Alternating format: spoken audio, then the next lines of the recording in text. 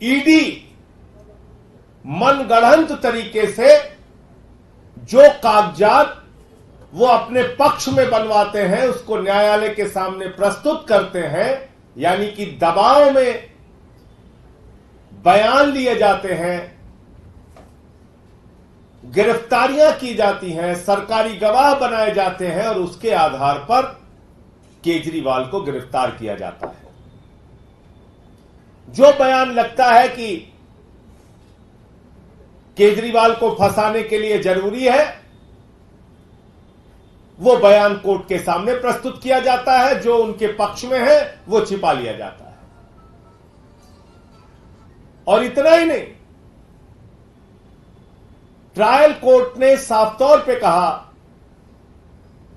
कि गोवा के इलेक्शन की जिस लेन देन की बात ईडी के द्वारा की जा रही है उसका कोई तथ्य और प्रमाण, कोई मनी ट्रेल और सबूत प्रस्तुत नहीं किया गया है। यानी सिर्फ कहानियां, झूठी कहानियां, बेबुनियाद कहानियां, फर्जी सबूत, फर्जी तथ्य, फर्जी प्रमाण। और मकसद क्या है? अरविंद केजरीवाल की राजनीति को खत्म करना, आम आदमी पार्टी की राजनीति को खत्म करना। बहुत साफ तौर पे मकसद है। और अपने आदेश में ट्रायल कोर्ट ने माननीय सर्वोच्च न्यायालय के इंटरिम बेल के आदेश को भी उल्लेखित किया है। और वो क्या है?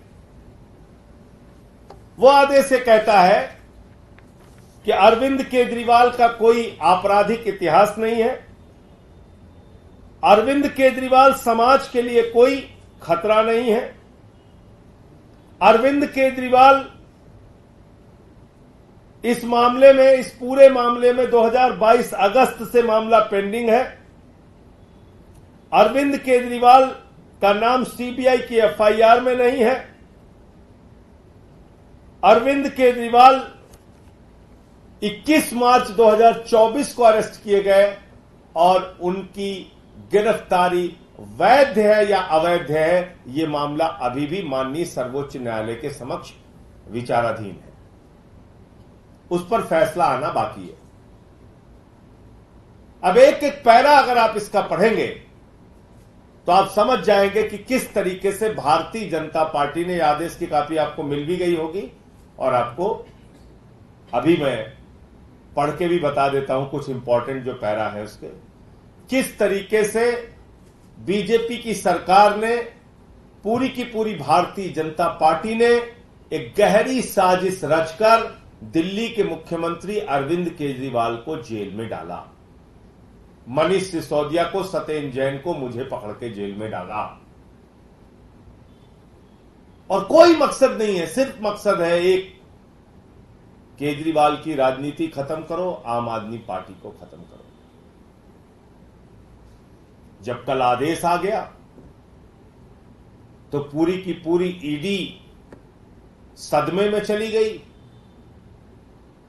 सदमे से बेचारे निकल ही नहीं पा रहे थे।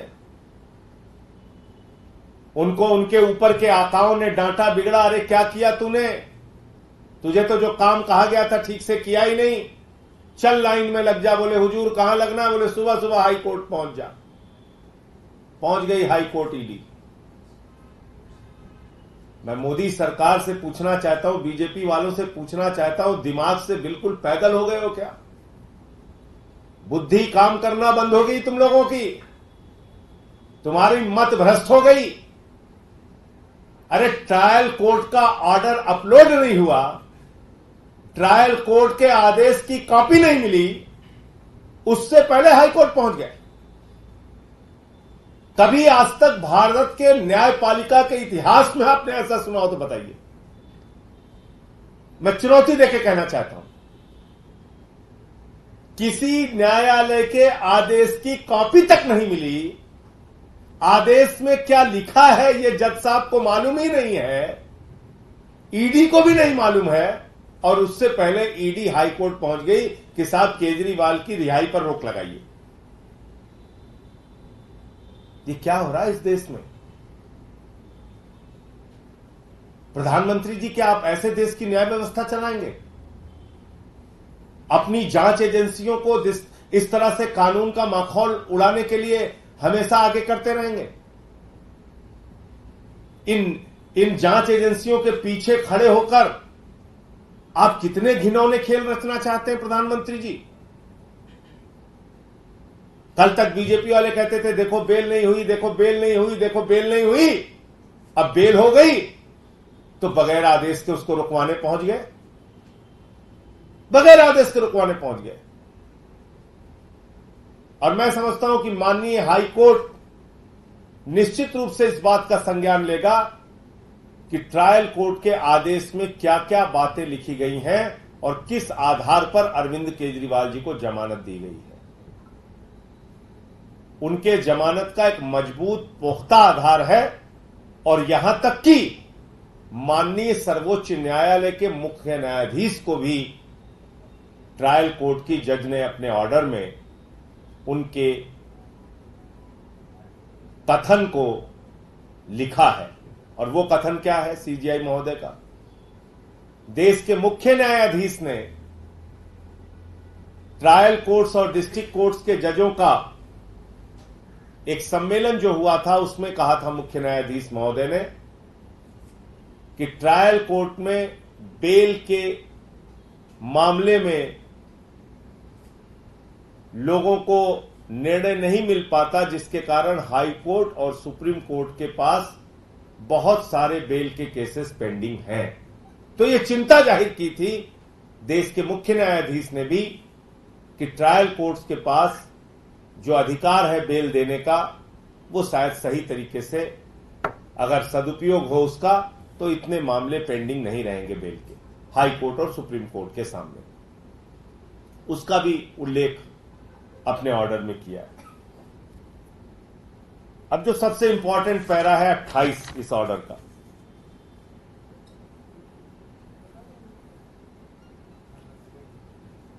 इसमें लिखा हुआ है कि